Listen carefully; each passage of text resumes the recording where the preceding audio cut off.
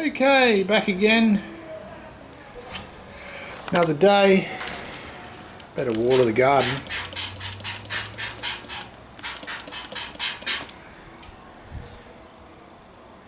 Still alive, which is good. Just showing you the door. I'm leading into actually what's happened here. So, today what I've done is I put the other hinge in here, the other hinge support.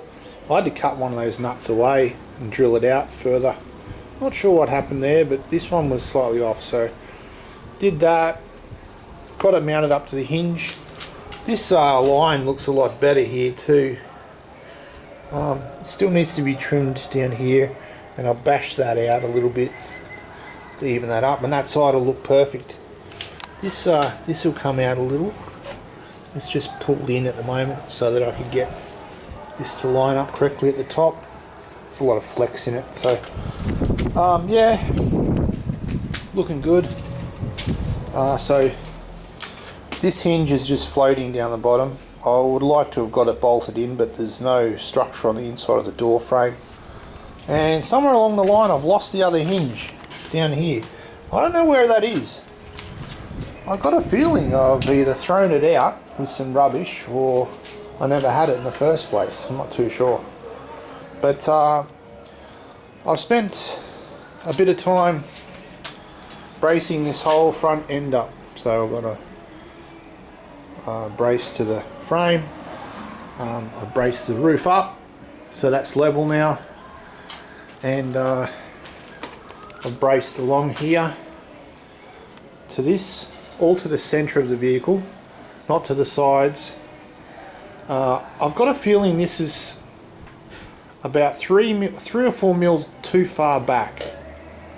I got it to within where I thought it was, but now that I'm sort of getting the real finite measurements, it just seems like there's a lot more gap there than there should be. So I'm thinking that this whole side should be coming forward a little bit, because I took the measurement for this pillar from the frame plate. So both sides at the bottom hinge were measured from the frame plate, because I wasn't 100% sure of that. And this back panel is a bit warped as well, so it's had a lot of damage. So the only true point I've got is my datum point, which is that one there. That's the 0 point for the whole frame. So I've come forward the right amount. I've come forward the right amount, and then I sort of went from there to there, and then there to there as well. But it's just not quite there. So this side looks perfect, as I said. The gap here is, pretty good.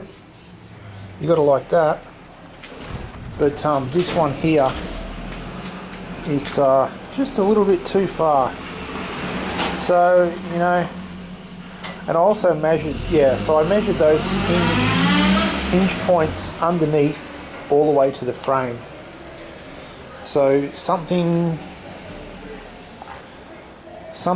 not right. So the distance here from that point to the end of the door can't be different on both doors. They've got to be both be the same. So obviously where they've gone to is further back than they have gone back on this side.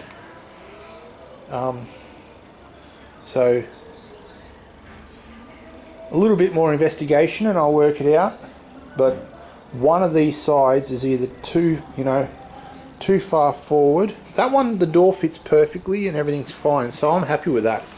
But this one, the gap is a little bit off. So these things are just going to come up.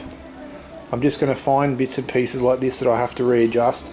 That's why I never welded that whole sill plate in.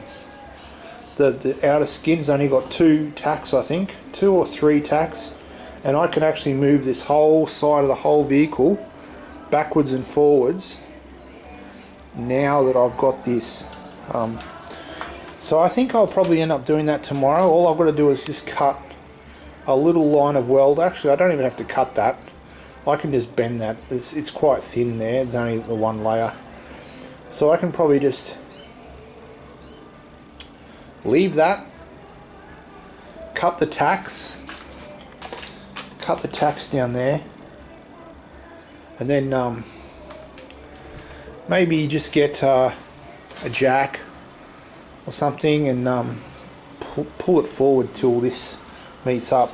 I've been doing that a lot with all of these things. I've got this side to this point down to the frame rail with a reinforcement bar, and then another bar going from there up to the roof line. So the roof line is level on both sides now.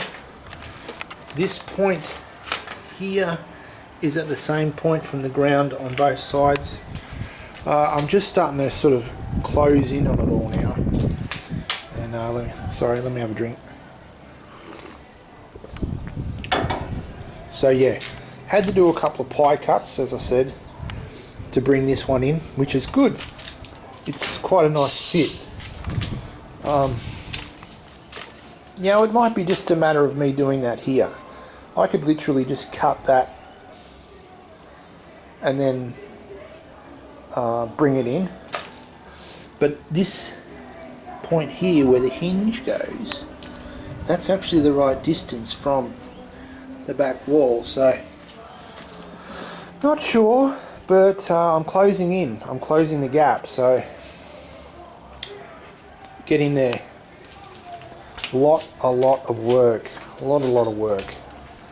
Not a lot of progress, but little things really mean a lot when it comes to, you know, squaring all of this up. So still haven't decided what's going to happen with that dash. I don't really want to have a new dashboard in the vehicle. I thought about maybe dipping it in a tank of in an electrolysis tank and stripping all the rust off it all together, and then I can hit it with a pressure washer and actually see what's left after all the rust is gone. And I've had a couple of good suggestions. Still not sure what's going to happen yet. I'm leading towards just as I said, electrolysis and then sealing the whole thing up and sort of leaving as it is. So the electrolysis won't touch the paint, so the paint won't go. It'll only get the rust, the oxidized rust. It's just that that's how it works on an atomic level. It takes the oxidized particles away because they're charged. They go towards the negative electrode in the liquid. So any of the inert steel, like, it has no charge, nothing will disappear. But on a piece like this, every single part will get taken away, and it'll go right down to an atomic level. It'll get right into every little tiny pit and crack that's in it. So that's why the difference between doing it with the electrolysis versus the rust kill stuff is the rust kill stuff has a surface tension. So if there's a tiny crack, there's a surface tension with the liquid and it won't penetrate in. But when you do the electrolysis, it's submerged and it actually gets right into it. It gets everything basically. So yeah, it's an amazing transformation. I'll probably set that up over the next few days and make a few progress videos. And it's quite amazing really what you can get out of something like that. Even something as bad as this, you can save that, because what it'll do is it'll just take all the rust away and only leaves a pure steel, and you can actually weld straight to it, so you can actually build up sections. But anyway, that's neither here or there. I'm going to attempt to I've got one hinge on this door. As I said, I don't have the bottom one. I'm going to clean up. I've spent 3 or 4 days now just going at it. There's crap everywhere. No matter how many times I bang on this vehicle, just more dirt and stuff comes out of it, rust. So clean up, and I might even attempt to cut the tacks off these doors and open them up. Not too sure. I would like to sort of shore this door up a bit first. Weld in these hinges to the actual door frame, to the door itself, and try and find that other hinge. I don't know where it went, but yeah, a good amount of progress, I would say. This thing is as solid as a rock now. I'm shaking that, and the cup's not even moving, so that tells me that the whole vehicle is structurally getting very strong. So the next port of call is to fix that hinge, and then this one as well, and I should be able to have 2 opening and closing doors if everything goes to plan. By the end of the weekend, I would say I'll have 2 doors that open and close, and once that's right, I'm going to put the skin back on and then start working on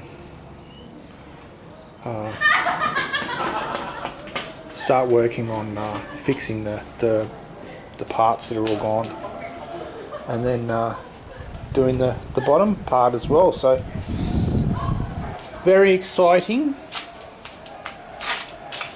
and I'll leave you with it. Have a good one, and don't forget to press all the buttons, and tell someone about it. Alright, see you next time.